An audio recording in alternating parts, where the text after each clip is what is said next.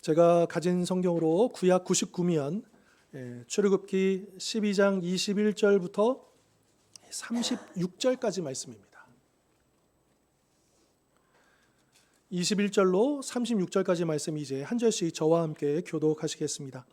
모세가 이스라엘 모든 장로를 불러서 그들에게 이르되 너희는 나가서 너희의 가족대로 어린 양을 택하여 유월절 양으로 잡고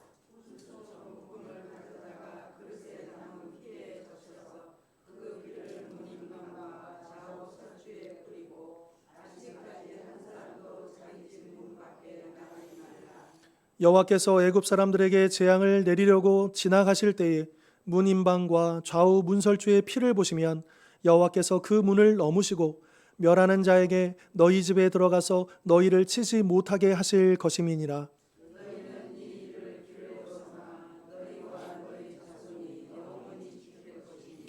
너희는 여호와께서 허락하신 대로 너희에게 주시는 땅에 이를 때에 이 예식을 지킬 것이라.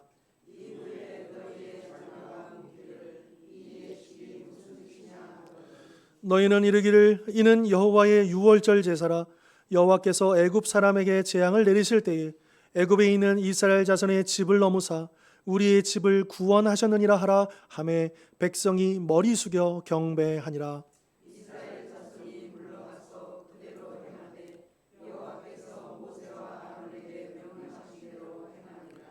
밤중에 여호와께서 애굽 땅에서 모든 처음 난 것 곧 왕위에 앉은 바로의 장자로부터 옥에 갇힌 사람의 장자까지와 가축의 처음 난 것을 다 치심에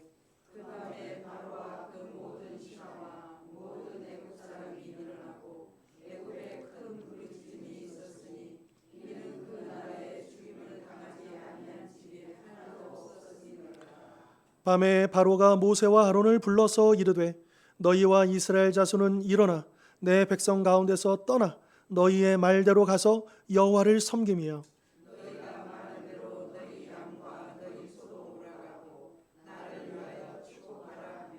애굽 사람들은 말하기를 우리가 다 죽은 자 되도다 하고 그 백성을 재촉하여 그 땅에서 속히 내보내려 하므로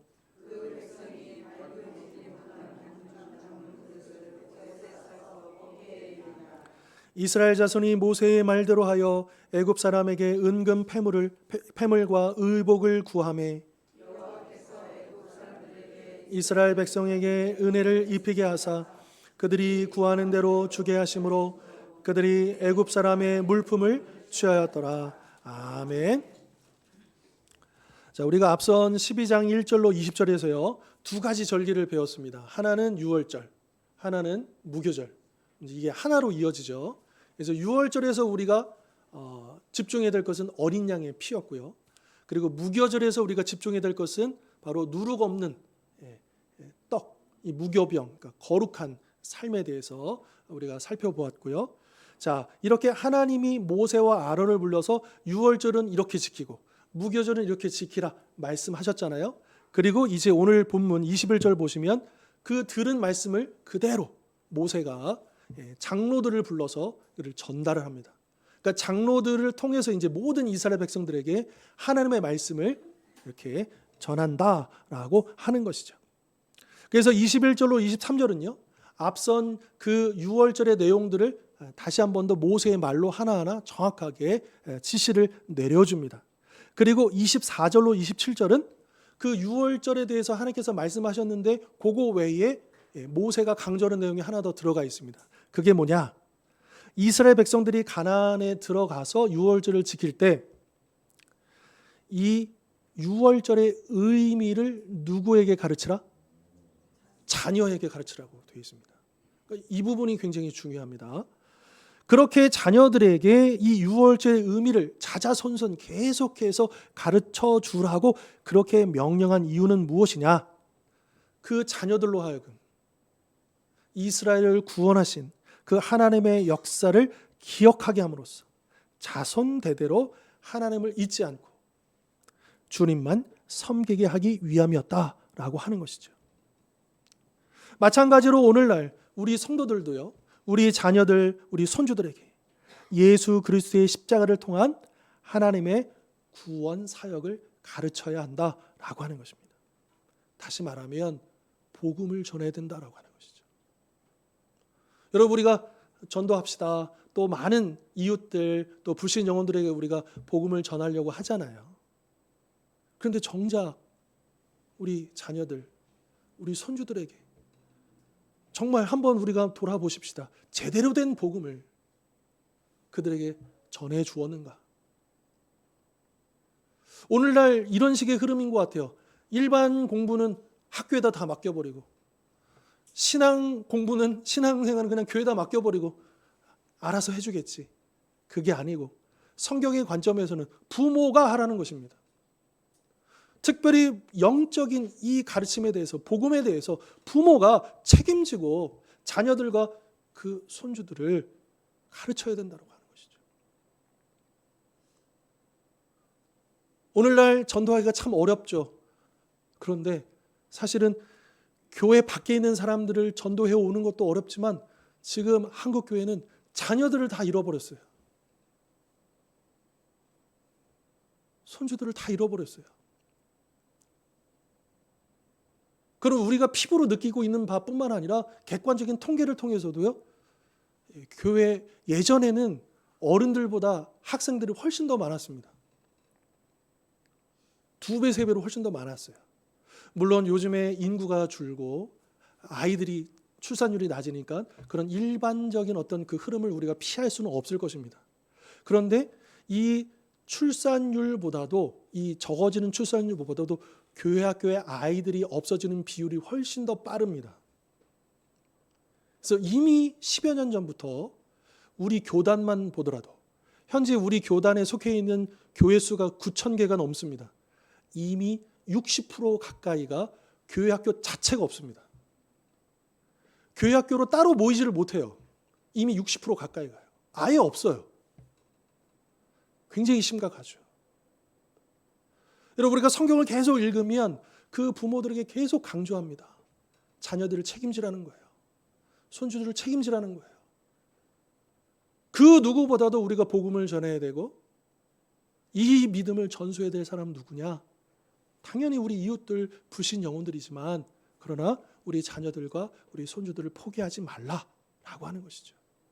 그래서 우리가 첫 번째로 우리가 주어진 사명이 무엇이겠는가? 바로 우리의 자녀들, 우리의 손주들에게 이 복음을 정확하게 전해주고 그 복음대로 살아갈 수 있도록 우리가 할 수 있는 모든 것을 그렇게 힘써야 될 줄 믿습니다. 이처럼 모세를 통해서 하나님의 말씀을 들은 이스라엘 백성들은 27절 맨 마지막에 보면 이 모세를 통해서 하나님의 말씀을 들은 다음에 이스라엘 백성들이 어떻게 반응하냐? 머리 숙여 어떻게 합니까? 경배합니다. 자, 머리를 숙인다라고 하는 것은 무슨 의미냐? 복종하겠습니다, 순종하겠습니다라고 하는 의미입니다. 그러니까 하나님의 말씀을 들었으니까 어떻게 하느냐? 우리가 그 말씀대로 순종하겠습니다, 행하겠습니다라고 하는 의미의 머리 숙임과 경배입니다. 여러분, 우리가 예배할 때 하나님을 경배하잖아요. 그렇죠? 그런데 그 의미가 뭐겠는가? 그냥 찬양 부르는 걸로 끝나는 게 아니다는 거예요. 그 찬양의 고백 가운데는, 우리 기도의 고백 가운데는 또 우리가 들은 그 말씀대로 살겠노라라고 하는 결단이 있는 것이죠. 그래서 예배의 마지막 순서가 뭐냐? 축도이죠. 그 축도의 핵심 내용이 뭔지 아십니까? 그냥 축복이 아니에요. 무엇을 위한 축복이냐? 우리 성도들이 이제 한 주간 동안에 가정으로 돌아가서, 직장으로 돌아가서, 이 세상에 돌아가서 오늘 들은 말씀대로, 그 말씀대로 살아갈 수 있는 능력을 주시고 그렇게 살아갈 수 있는 열매를 거두게 해달라고 하는 축복입니다. 그래서 실제로 어떤 교회에서는요, 축도할 때 성도들하고 다 뒤돌아보게 합니다. 세상을 보게 합니다. 상징적으로 그렇게 하는 교회도 봤어요. 좀 어색할 것 같긴 한데 성도들이 축도 시간에 일어나시잖아요. 그러면 성도님들이 뒤를 돌아보셔요. 그래서 목사님이 뒤를 향하고 있는, 세상을 바라보고 있는 그 성도들을 향해서 그렇게 축도하시더라고요. 그 의미가 뭐겠는가? 이 예배의 목적이 뭐겠는가? 그냥 오늘 한 시간으로 끝나는 게 아니고 우리의 예배는 머리 숙여 경배함에 담겨져 있는, 우리가 그 말씀대로 이 한 주간을 또 말씀대로 살아내겠습니다, 그렇게 살 수 있도록 능력을 부어주시옵소서, 그 마음을 담아서 우리가 예배하고 있다라고 하는 것을 우리는 기억해야 할 것입니다. 자, 그래서 28절 보십시오. 28절 보시면 그렇게 머리 숙여 경배한 이스라엘 백성들이 이스라엘 자손이 물러가서 그대로 행하되 여호와께서 모세와 아론에게 명하신 대로 행하니라. 여러분, 이것이 예배입니다. 우리가 하나님 말씀 듣잖아요. 그런데 듣는 것으로 끝나지 않고 이 하나님 말씀을 듣다라고 했을 때 이것과 연결지어서 너무나도 한글 번역이 원문 번역을 너무 잘, 그 원문 성경을 잘 번역한 단어가 있어요. 그게 뭐냐? 청종하다예요. 두 가지 의미가 있죠. 청, 들을 청자, 종, 따를 종자. 이거는 우리 한국 사람의 정서하고 유대인의 정서하고 맞닿아 있는 지점이 있다는 거예요. 그 단어를 너무 잘 번역했어요. 그냥 듣는 게 아니에요. 청종하다는 거예요. 듣고 행하다. 28절 저는 주어를 이렇게 바꿔서 한번 읽어보겠습니다. 우리 주원교회 모든 성도들이 물러가서 그대로 행하되 여호와께서 모세와 아론에게 명령하신 대로 행하니라. 아멘. 여러분, 그렇게 이 말씀대로 행하실 수 있기를 바랍니다.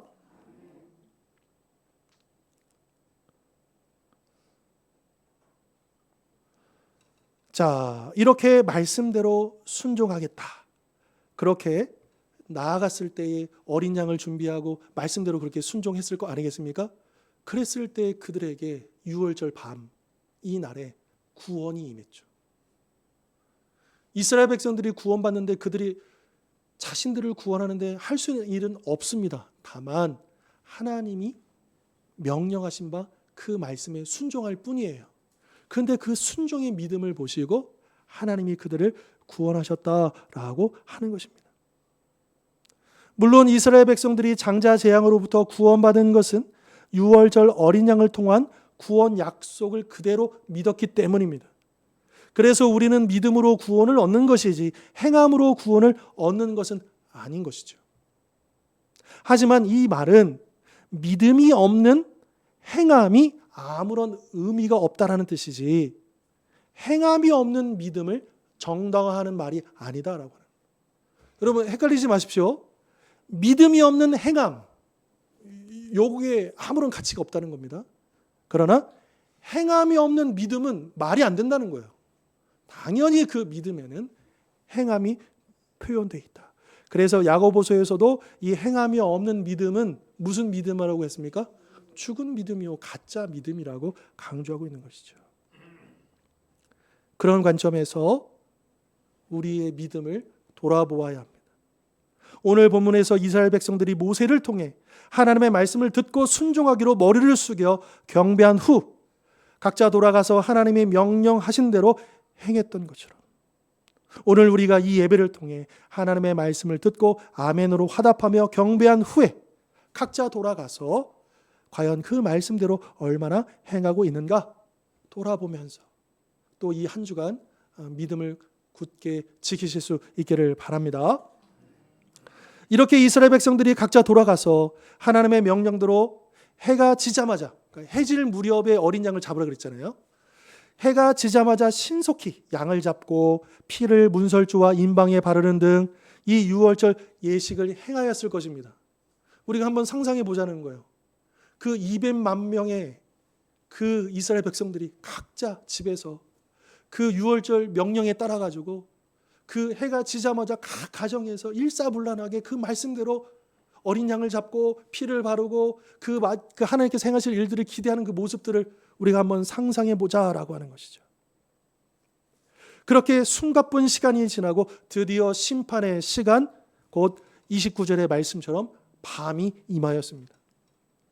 29절과 30절 보시면 밤중에 여호와께서 애굽 땅에서 모든 처음 난 것, 곧 왕위에 앉은 바로의 장자로부터 옥에 갇힌 사람의 장자까지와 가축의 처음 난 것을 다 치시자 바로 그 밤에 온 애굽 땅에 큰 슬픈 부르짖음이 있었습니다. 왜냐? 그 나라의 장자 재앙을 당하지 아니한 집이 하나도 없었기 때문이죠. 특별히 29절은 바로에 대해서 뭐라고 표현하고 있느냐? 왕 위에 이 왕의 보좌에 앉아 있는, 이렇게 표현을 하고 있습니다.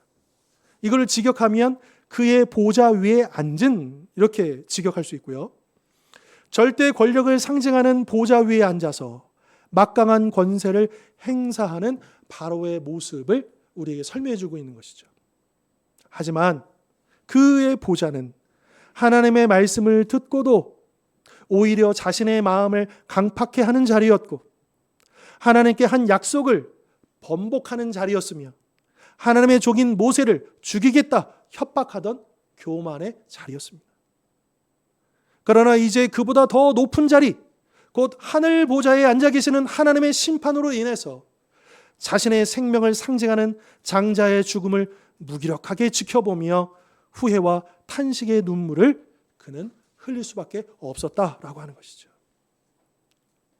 혹시 오늘 우리는 어떤 자리에 앉아 있습니까?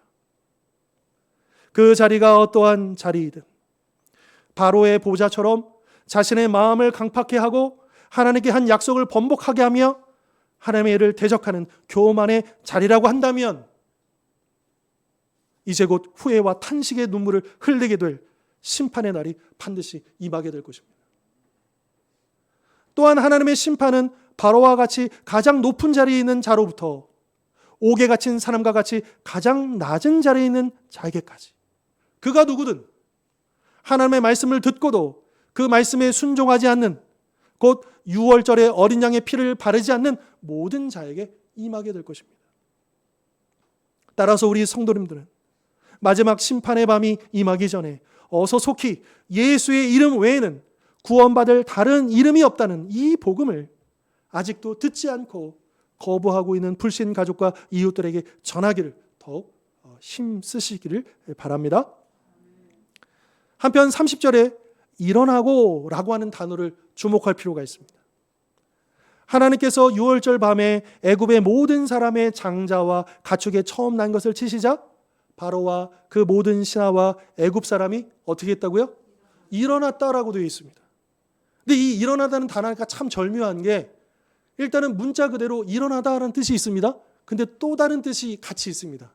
이 일어나다는 뜻 외에 무슨 뜻이 같이 있냐면 공경하다, 경배하다, 경의를 표하다라고 하는 뜻도 있다라고 하는 거예요. 여러분, 우리가 보통 보면 누가 이제 높으신 분이 오거나 어르신들이 오면 우리가 자리에 앉아 있다가 어떻게 합니까? 일어나죠. 왜 일어나요? 네, 높은 분을 우리가 공경하는 마음으로 일어나는 거잖아요. 그러니까 바로 그 의미예요. 그러니까 이 원문에 있는 일어나다라고 하는 것은 그냥 아무 맥락 없이 그냥 일어나다라는 그런 뜻도 있지만, 그러나 어떤 대상을 공경하다, 경배하다, 그런 의미로 일어나다라고 하는 뜻을 가지고 있다라고 하는 거죠. 그래서 30절에서 이 바로와 모든 신하와 애굽 사람이 한밤중에 일어날 수밖에 없었던 것은, 여러분, 일어나다 그러면 잠자다가 일어났구나, 이렇게만 생각하면 안 된다는 거예요. 일단 첫 번째로 왜 그들이 일어났느냐? 자기의 사랑하는 창자가 죽었잖아요. 그래서 일어난 것이죠. 하지만 그 궁극적인 원인은 왜 그들이 일어날 수밖에 없었느냐? 하나님의 말씀을 무시하였기 때문입니다. 그들은 장자의 죽음이라는 엄청난 대가를 치르면서 그들의 의지와는 무관하게 살아계신 하나님 앞에 일어날 수밖에 없었다라고 하는 것입니다. 그러니까 그들이 진정으로 하나님을 경배하기 위해서 일어난 게 아니다는 거예요. 어쩔 수 없이 무기력하게 그 죽음 앞에서 어쩔 수 없이 그 두려움 속에서 일어날 수밖에 없었다라고 하는 것이죠. 하나님은 우리의 순종을 통해 당신의 계획을 이루어가기를 원하십니다. 하지만 우리가 불순종할지라도 그분의 계획은 한치의 오차 없이 진행됩니다. 다만 우리가 불순종하면 고통과 함께 진행될 것이고, 반면 순종하면 기쁨과 함께 진행될 것입니다. 따라서 우리 성도들도 바로와 그 모든 신하와 애굽 사람처럼 불순종하여 억지로 어쩔 수 없어서 하나님의 뜻을 이루어가는 것이 아니라 모세와 이스라엘 백성처럼 순종하여 자발적으로 기꺼이 그분의 뜻을 이루어 가실 수 있기를 바랍니다. 유월절 밤에 하나님께서 애굽의 모든 처음 난 사람과 가축을 치셨고 그래서 그 밤에 애굽 모든 집에 큰 부르짖음이 있자 아직 그 밤이 지나가기도 전에 31절의 말씀처럼 바로는 모세와 아론을 급하게 불러서 항복을 선언합니다. 이스라엘이 원하는 모든 조건을 들어줄 테니 어서 빨리 모든 사람과 가축을 데리고 떠나라. 이렇게 말하면서 무엇을 부탁하느냐? 자신을 위해서 축복해달라. 이렇게 간청하는 모습을 보이는 것이죠. 더 이상 애굽의 재앙이 임하지 않도록 너희들의 신에게 모세 너의 그 여호와께 제발 좀 빌어달라. 그렇게 애원을 하고 있는 것입니다. 이러한 모습은 앞선 7장 1절 이 10가지 재앙이 시작되기 전에 하나님이 이미 이런 말씀을 주셨어요. 7장 1절에서 뭐라고 했느냐? 모세야 너는 애굽 바로 앞에서 신과 같이 될 것이다. 그렇게 하나님이 말씀하셨거든요. 바로 그 약속의 성취입니다. 모세가 처음 바로를 찾아갔을 때 바로는 모세를 어떻게 했습니까? 무시했죠. 그러나 10번의 재앙이 임한 결과 마침내 바로는 모세를 마치 신과 같이 대접하면서 그에게 축복을 간구하였다라고 하는 것입니다. 물론 모세는 지금까지 스스로 자기가 바로 위에 신과 같이 되려고 한 적이 한 번도 없었습니다. 하나님이 나를 그렇게 신과 같은 자리에 올려주실 거야 라고 하는 말씀을 받았기 때문에 나는 그런 사람이야 라고 그렇게 뻐기면서 한 적이 한 번도 없었다라고 하는 거예요. 다만 모세는 세상의 권세에 이 바로의 권세에 굴복하지 않고 하나님의 명령에 따라 순종했을 뿐입니다. 그렇게 하나님께 온전히 순종했을 때 바로와 애굽 온 땅에 하나님의 영광이 나타났고 바로 그 영광은 또한 모세를 영광스럽게 만들어 주었다라고 하는 것이죠.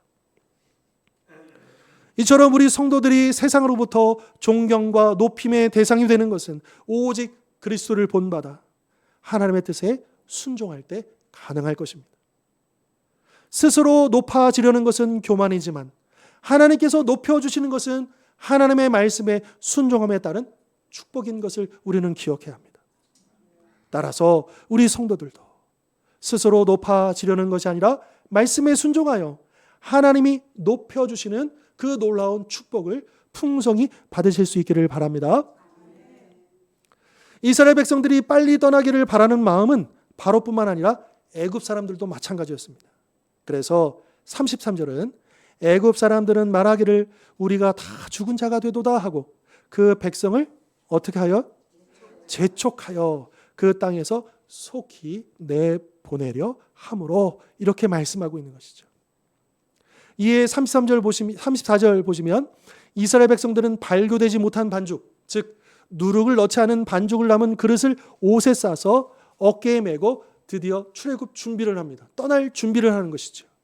그리고 35절 모세의 말대로 애굽 사람들에게 은금 패물과 의복을 당당하게 구합니다. 구걸한 게 아닙니다.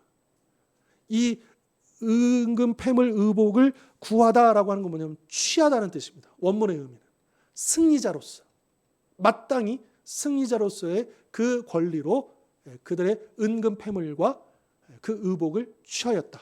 그리고 나중에 성전을 광야에서 짓잖아요. 성막을요. 그때 모든 성막에 지어질 은금 보물들이 다 어디서 나왔겠습니까? 여기에서 나온다라고 하는 것이죠. 그리고 36절은요. 여호와께서 애굽 사람들에게 은혜를 입히게 하셔서 이스라엘 백성이 구하는 대로 주게 하셨다라고 말씀하고 있습니다. 자, 그런데 우리가 한글 성경으로 이 36절을 읽으면 이렇게 이해가 돼요. 하나님이 애굽 사람들의 마음을 움직이셔서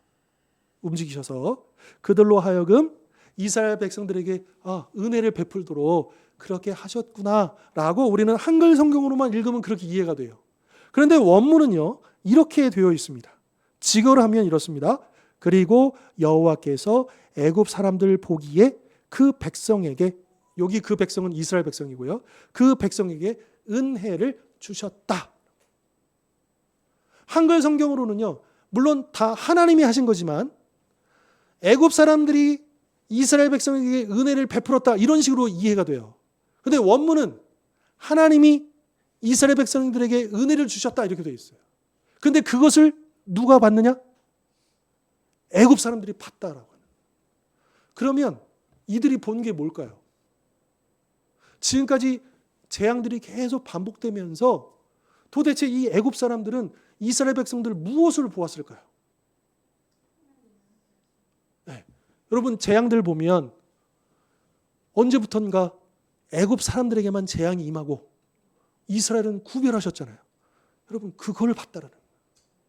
이스라엘 백성들이 구별됨을 보았다라는 거예요. 이게 중요하다라고 하는 것이죠. 여러분 이 당시에 이 밤에 애굽 사람들의 마음이 어땠을까요?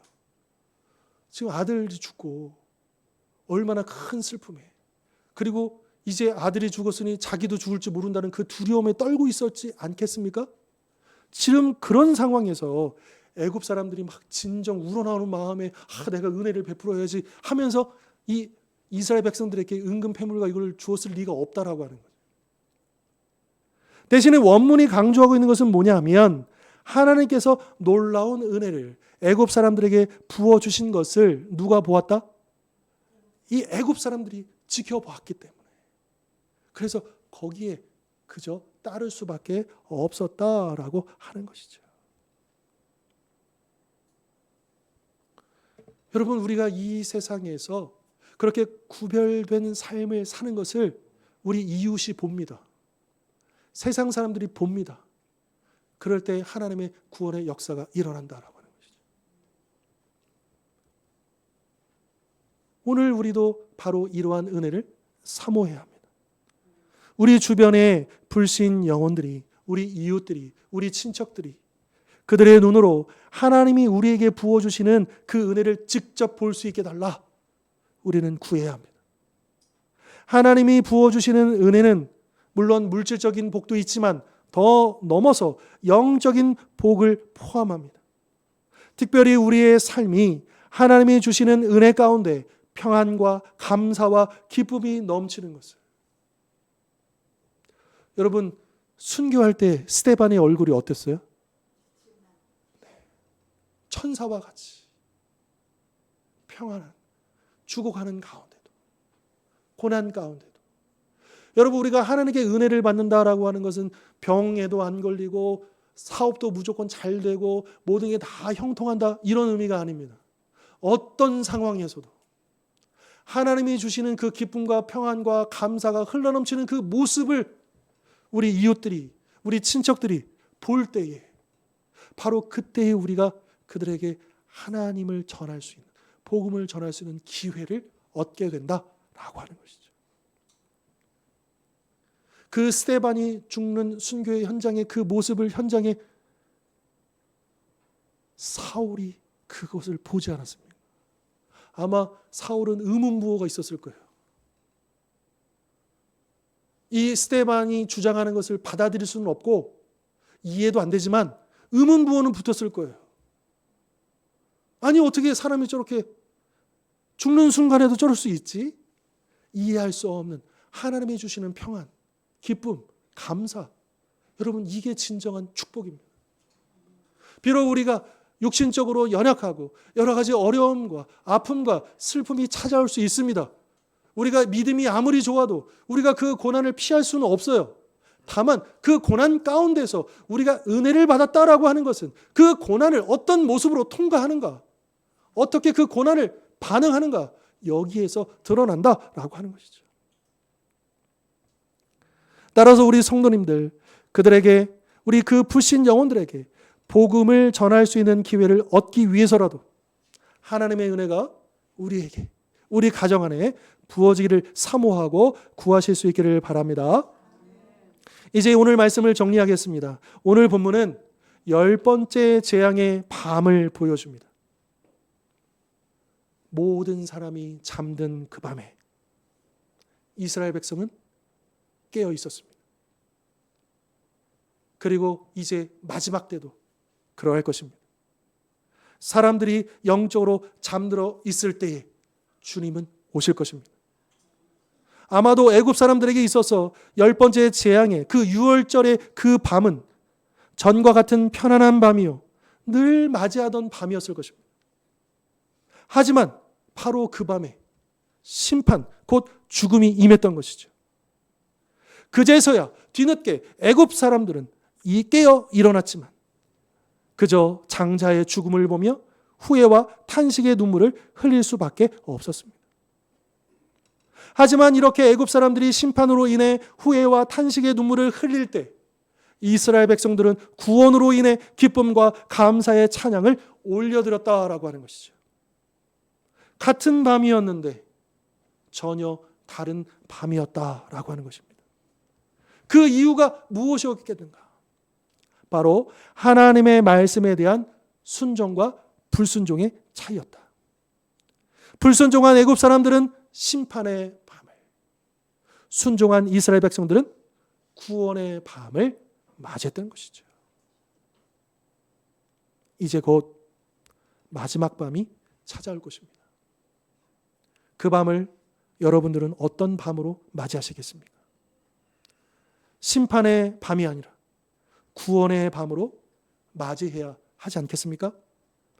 그렇게 하기 위해서 우리는 준비해야 합니다. 이스라엘 백성들이 어린 양을 미리 준비하고 그 피를 발라야 했던 것처럼 우리도 어린 양이신 예수 그리스도의 피로 죄 사함을 받아야 합니다. 또한 이스라엘 백성들이 하나님의 말씀을 믿을 뿐만 아니라 그 말씀대로 순종했던 것처럼 우리도 하나님의 말씀을 믿고 그 믿음대로 순종하며 살아가야 한다라고 하는 것이죠. 저는 이 밤에 대해서 말씀을 준비하다가 이 본문의 말씀이 떠올랐습니다.